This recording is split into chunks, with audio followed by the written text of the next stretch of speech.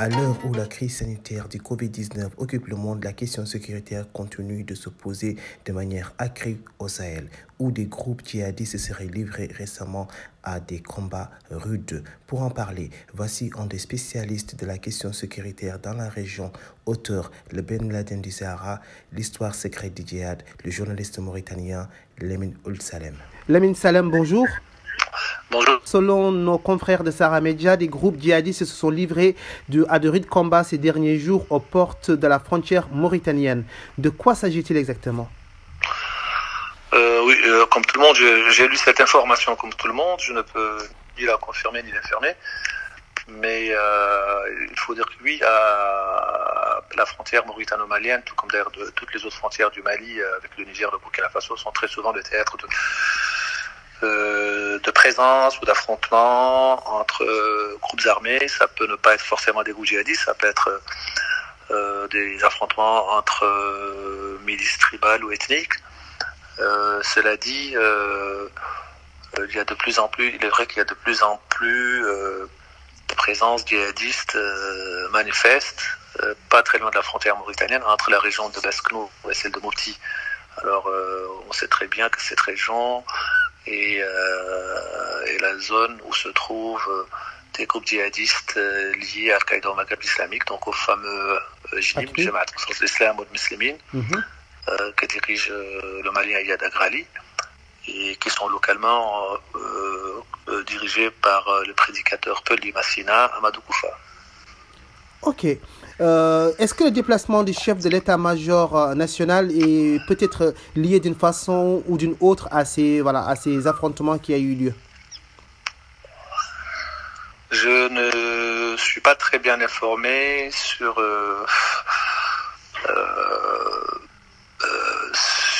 la situation, en fait, sur le déplacement des chefs d'état-major locaux. Je pense que bon, il est normal que les différents patrons des services de sécurité dans des pays comme la Mauritanie, le Mali, ou en tout cas des pays confrontés à la menace djihadiste aujourd'hui, se déplacent sur le terrain.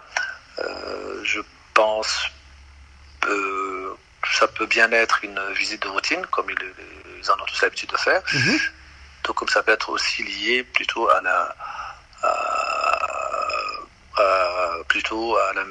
la menace que constitue aujourd'hui l'épidémie du coronavirus qui commence à se manifester dans la région. Ouais. Justement, hier, la Mauritanie avait annoncé l'arrestation de trafiquants de drogue à la frontière malienne également. Est-ce que avec le coronavirus qui mobilise en tout cas une partie de l'armée, peut être une chance pour, en tout cas, un terrain favorable pour tous les mouvements qui ont lieu à la frontière? Je pense que oui, je pense qu'il faut faire très attention. Je pense que la mobilisation aujourd'hui des forces de sécurité et les armées de la sous-région face à l'épidémie du coronavirus, ça peut bien sûr être l'occasion pour un certain nombre de groupes de trafiquants ou de djihadistes de profiter de la situation pour traverser les frontières. Cela dit, s'agissant de l'arrestation de convois de trafiquants présumés à la frontière du Mali. Il faut rappeler que ce n'est pas le premier cas, c'est régulier, c'est très fréquent. C'est le propre des armées, c'est d'assurer la sécurité de la sécurité des va-et-vient. Je trouve que c'est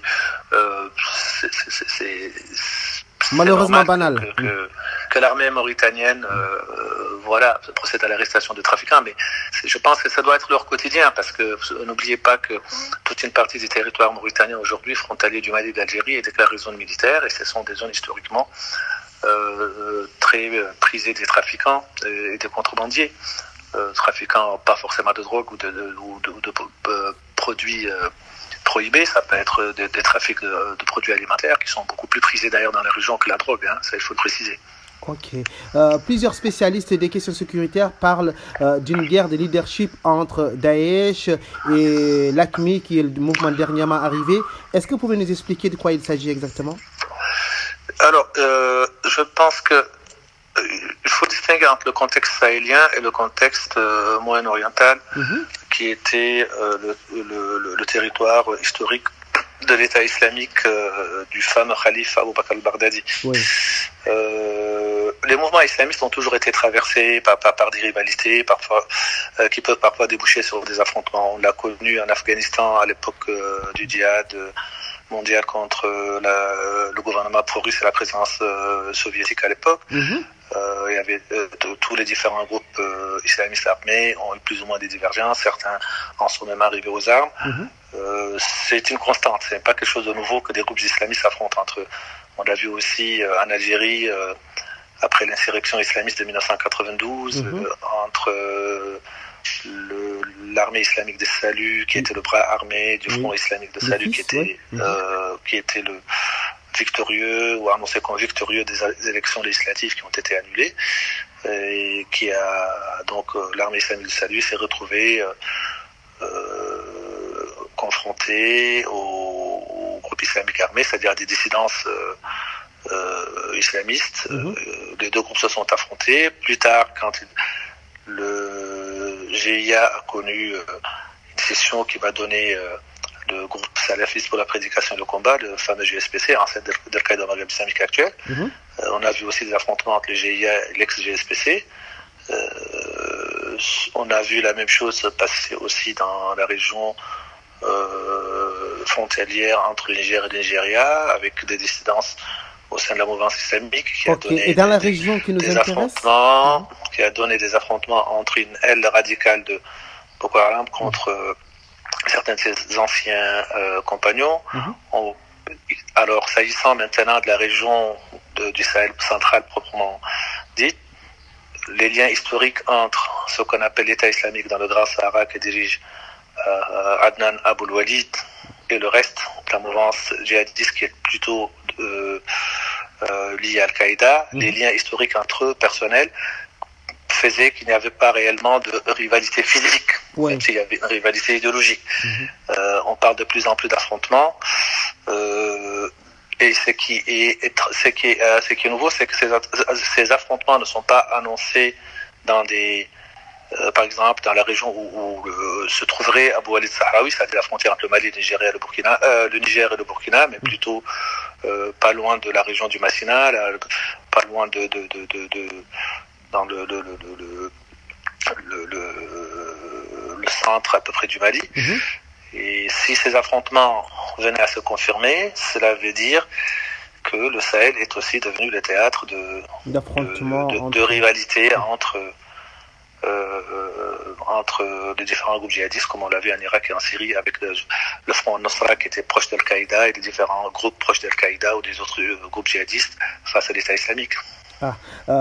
Donc passons donc à d'autres sujets, à savoir la guerre en Libye entre le général Haftar et l'armée régulière.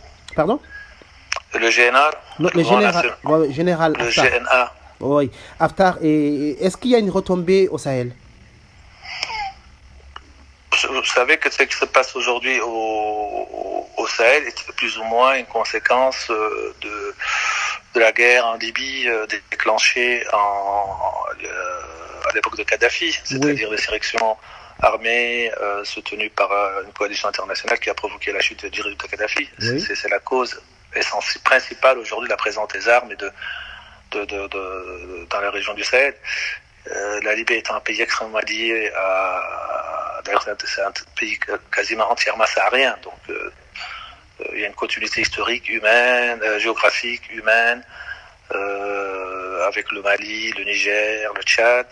Forcément, ce qui se passe en Libye ne peut qu'avoir des incidences sur ces voisins du Sud.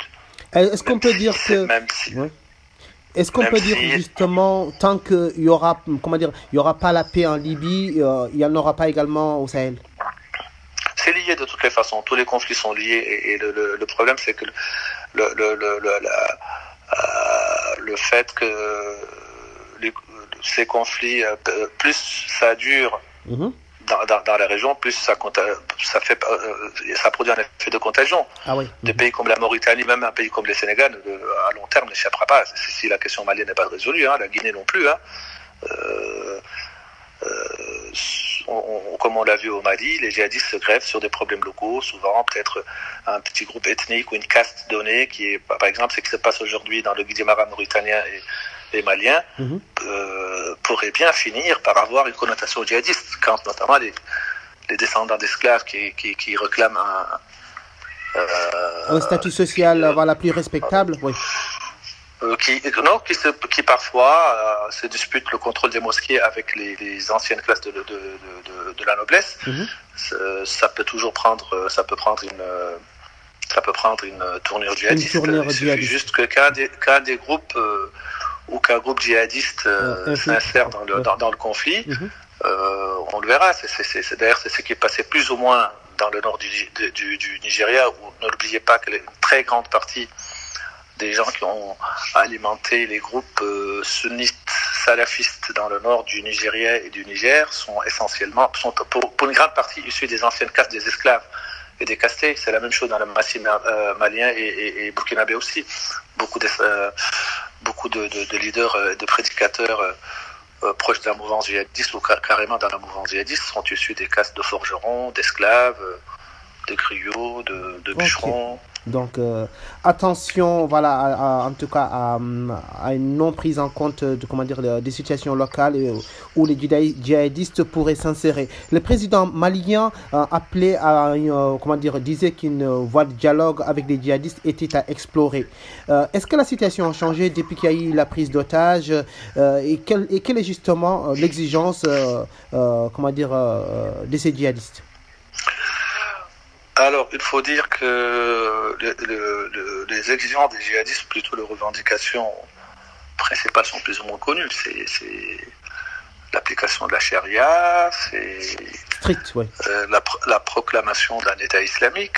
Et je pense que depuis 2012, depuis l'occupation du nord du Mali, quand ils ont chassé les rebelles du MNLA, Touareg, ils ont immédiatement affiché la couleur en disant qu'ils ne veulent pas d'indépendance du nord du Mali et qu'ils veulent l'application de la charia dans tout le Mali et pourquoi pas au-delà, dans toute la sous-région.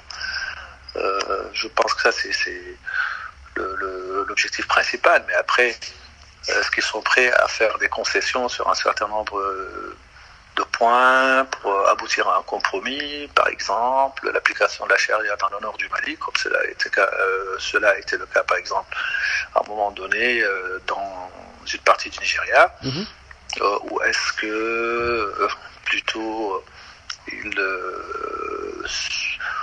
serait plutôt disposé à accepter le caractère laïque de l'État malien en contrepartie de la libération de leurs compagnons détenus en prison, etc. etc. Bon, ça, je pense qu'on le verra quand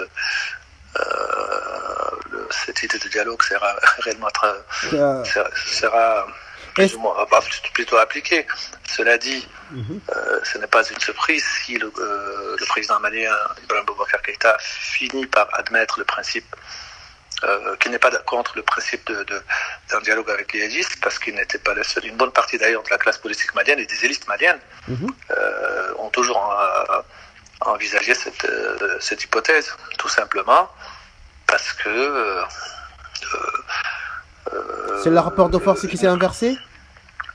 Il y a le rapport de force sur le terrain, il y a surtout le fait que toutes ces initiatives prises depuis 2012-2013 n'arrivent toujours pas à éteindre les feux, et le conflit s'est répand et il dépasse d'ailleurs aujourd'hui le Mali. On voit bien que le Burkina Faso, on le voit par exemple dans le cas du Burkina Faso, on le voit dans une partie du Niger, et la menace plane sur beaucoup d'autres pays de la région. Justement, vous parlez de menace. Le président Idriss Déby Itno avait fait un communiqué au début du mois d'avril pour dire que l'armée tchadienne n'interviendra pas forcément au-delà des frontières du Tchad. Hier, un autre communiqué est sorti pour dire qu'effectivement, l'armée tchadienne maintient son engagement aussi bien dans le G5 Sahel que dans les autres terrains où il est engagé. Comment est-ce qu'il faut interpréter cela? Est-ce que le Tchad veut se retirer ou bien veut annoncer la couleur d'un certain, en tout cas, engagement uniquement sur son terrain, sur son territoire? Non, il faut placer cela comme dans le cadre des sorties habituelles d'Idriss Déby. À chaque fois qu'il perd des soldats ou dans une opération contre les groupes djihadistes, on l'a vu à un moment donné, même dans le cas de son intervention dans le Mali, il avait un moment de menacer de retirer ses troupes. Je pense que c'est beaucoup plus une sorte d'appel à l'aide, c'est-à-dire qu'il faut prendre en considération l'effort de guerre fourni par l'armée malienne. Ouais. Et je pense qu'Idriss Déby estime qu'il n'est pas suffisamment récompensé pour ce qu'il fait dans la lutte contre les groupes djihadistes. Et je pense que c'est une manière pour lui de mettre la pression sur ses partenaires, non seulement pour considérer à sa juste valeur son intervention, ses initiatives, mais également pour demander de l'aide. Okay. Notamment de l'aide financière, de l'aide militaire. L'aide militaire. Justement, le ministre de la Défense de la France, donc Le Drian, a annoncé que certains éléments de Barkhane étaient testés positifs au Covid-19. Est-ce que aujourd'hui le Covid-19 constituera en tout cas un recul des forces et puis voilà ce qui pourrait être une avancée pour les djihadistes? Alors j'avoue que je ne sais pas, parce que je n'ai pas d'éléments d'information sur l'ampleur des cas positifs de coronavirus. Plus de 400 communiquent le G5 Sahel, dans toute la région du G5 Sahel. Oui, pour l'instant, 400 cas testés positifs, oui. 400 cas, ça reste très peu par rapport aux chiffres que l'on voit ailleurs dans le monde. C'est sûr. S'agissant des militaires, je pense que les Français sont assez outillés pour anticiper sur ce genre de situation. Certainement, ils ont les moyens de prendre les dispositions qu'il faut pour éviter que l'épidémie se propage au sein des troupes. Merci d'avoir répondu à notre question. Je vous en prie.